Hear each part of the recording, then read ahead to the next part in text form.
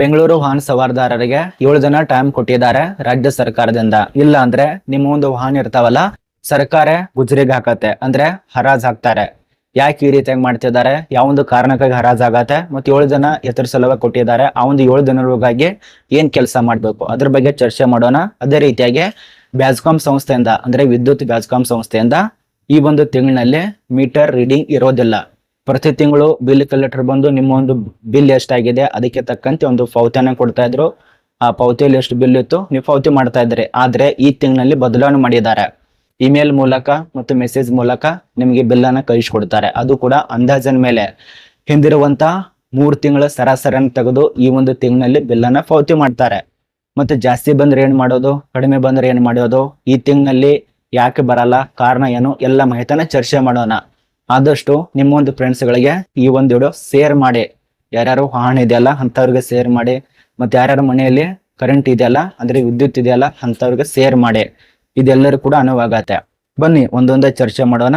ಇದಕ್ಕಿಂತ ಮುಂಚಿತವಾಗಿ ಯಾರು ಈ ಒಂದು ಪ್ರಶಾಂತ್ ಮೀಡಿಯಾ ಚಾನಲ್ ಅನ್ನ ಸಬ್ಸ್ಕ್ರೈಬ್ ಆಗಿಲ್ಲ, ಸಬ್ಸ್ಕ್ರೈಬ್ ಮಾಡ್ಕೊಳ್ಳಿ. ನೋಡಿ, ಮೊದಲನೇದಾಗಿ ಬೆಂಗಳೂರಿನಲ್ಲಿ ಏನಾಗ್ತಾ ಇದೆ, ಈ ಒಂದು ವಾಹನ ಸುದ್ದಿ ಏನು, ಎಲ್ಲ ಮಾಹಿತಿನ ಚರ್ಚೆ ಮಾಡೋಣ.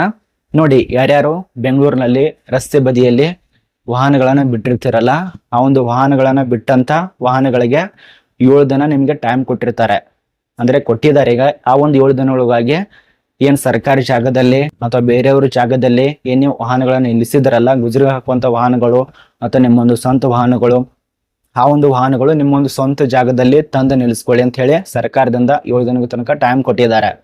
7 ದಿನ ಆದ ಬಳಿಕ ಅಲ್ಲಿ, ಅಂದ್ರೆ ಬೇರೆದವ್ರ ಜಾಗದಲ್ಲಿ ಅಥವಾ ಸರ್ಕಾರಿ ಜಾಗದಲ್ಲಿ, ಹಾದಿ ಬೀದಿಯಲ್ಲಿ, ರಸ್ತೆಗಳಲ್ಲಿ ಏನಾದ್ರು ವಾಹನಗಳು ಕಾಣಿಸಿದ್ರೆ ಸರ್ಕಾರ ಆ ಒಂದು ವಾಹನಗಳನ್ನ ಹೇಳಲ್ದೆ ಕೇಳಲ್ದೆ ಈಗ ನಿಮ್ಗೆ ನೋಟಿಸ್ ಅನ್ನ ಕಳಿಸ್ಕೊಟ್ಟಿರ್ಬೋದು. ಕೊಟ್ಟಿಲ್ಲ ಅಂದ್ರೆ ಬರತ್ತೆ. ಹೇಳಲ್ದೆ ಕೇಳಲ್ದೆ ನಿಮಗೆ ಆ ಒಂದು ವಾಹನ ತೆಗೆದುಕೊಂಡು ಹೋಗಿ ಹರಾಜ್ ಹಾಕ್ತಾರೆ. ಇದೊಂದು ಅರ್ಥ ಮಾಡ್ಕೊಳ್ಳಿ. ಯಾರ್ಯಾರು ಈ ಒಂದು ರಸ್ತೆ ಬೀದಿಗಳಲ್ಲಿ ಬೆಂಗಳೂರಿನಲ್ಲಿ ವಾಹನಗಳನ್ನ ನಿಲ್ಲಿಸಿದ್ರಲ್ಲ ಅಂತವ್ರು ಎಚ್ಚರದಿಂದ, ಈಗಲೇ ನಿಮ್ಮ ಒಂದು ಸ್ವಂತ ವಾಹನ ಇರ್ತವೆ, ತುಂಬಾ ಹಣವನ್ನ ಖರ್ಚು ಮಾಡಿ ತಂದಿರ್ತಾರ, ಅದು ನಿಮ್ಮ ಒಂದು ಸ್ವಂತ ಜಾಗದಲ್ಲಿ ತಂದು ಹಚ್ಕೋರಿ. ಇದೊಂದೇ ಉಪಾಯ. ಇದು ನಿಮಗೆ ಮೊದಲನೇ ಅಪ್ಡೇಟು ಬೆಂಗಳೂರು ಜನರಿಗೆ. ಮತ್ತು ಅಖಿಲ ಕರ್ನಾಟಕದವ್ರು ಕೂಡ ಇನ್ಮೇಲೆ ಅನುಭವ ಆಗ್ಬೋದು. ಸಿಟಿಗಳಲ್ಲಿ ಬೇರೆಯವ್ರ ಜಾಗದಲ್ಲಿ ತಂದು ಗುಜರಿ ಹೋಗುವಂತ ವಾಹನಗಳು ತಂದು ನಿಲ್ಲಿಸಿರ್ತೀರ, ಅಂದ್ರೆ ಯೂಸೇ ಇರಲ್ಲ, ಬೇರೆದವ್ರು ಕೂಡ ಹೋಗೋದಕ್ಕೆ ಬಿಡೋದಿಲ್ಲ, ನೀವು ಕೂಡ ಕೆಲಸ ಮಾಡಲ್ಲ. ಇದು ಕೂಡ ಅನುಭವ ಆಗ್ಬೋದು. ಇದು ಮೊದಲನೇ ಅಪ್ಡೇಟ್. ಎರಡನೇ ಅಪ್ಡೇಟ್ ಏನಪ್ಪಾ ಅಂದ್ರೆ, ಬ್ಯಾಸ್ಕಾಂ ಸಂಸ್ಥೆ ತಿಳಿಸ್ಕೊಟ್ಟಿರುವಂತ ಮಾಹಿತಿ, ಈ ಒಂದು ತಿಂಗಳಲ್ಲಿ ಅಂದ್ರೆ ಜುಲೈ ತಿಂಗಳಲ್ಲಿ ಮೀಟರ್ ರೀಡಿಂಗ್ ಇರೋದಿಲ್ಲ. ಮನೆಗೆ ಬಂದು ಬಿಲ್ ಕಲೆಕ್ಟ್ ಬಿಲ್ ಪಾವತಿ ಕೊಡೋದಿಲ್ಲ, ಹಣ ಕೂಡ ಕಲೆಕ್ಟ್ ಮಾಡೋದಿಲ್ಲ. ನೋಡಿ, ಈಗ ಯಾವ ರೀತಿಯಾಗಿ ಬಿಲ್ ಬರತ್ತೆ ಈ ಒಂದು ತಿಂಗಳಲ್ಲಿ, ಇಮೇಲ್ ಮೂಲಕ, ಮೆಸೇಜ್ ಮೂಲಕ, ಇದು ಕನ್ಫರ್ಮ್ ಆಗಿ ಹೇಳಿದೆ ಬ್ಯಾಸ್ಕಾಂ ಸಂಸ್ಥೆ. ಅದರಲ್ಲಿ ಮತ್ತೆ ಯಾವ ರೀತಿಯ ಸರಾಸರಿ ತೆಗಿತಾರೆ, 3 ತಿಂಗಳು ಹಿಂದಿರುವಂತ 3 ತಿಂಗಳನ್ನ ತಗೋತಾರೆ. ಆ ಒಂದು 3 ತಿಂಗಳಲ್ಲಿ ಯಾವ್ದು ಸರಾಸರಿ ಇರುತ್ತಲ್ಲ ಅದನ್ನ ಲೆಕ್ಕಾಚಾರ ಮಾಡ್ಕೊಂಡು ಈ ತಿಂಗಳಲ್ಲಿ ಆ ಒಂದು ಬಿಲ್ಲನ್ನ ಹಾಕ್ತಾರೆ.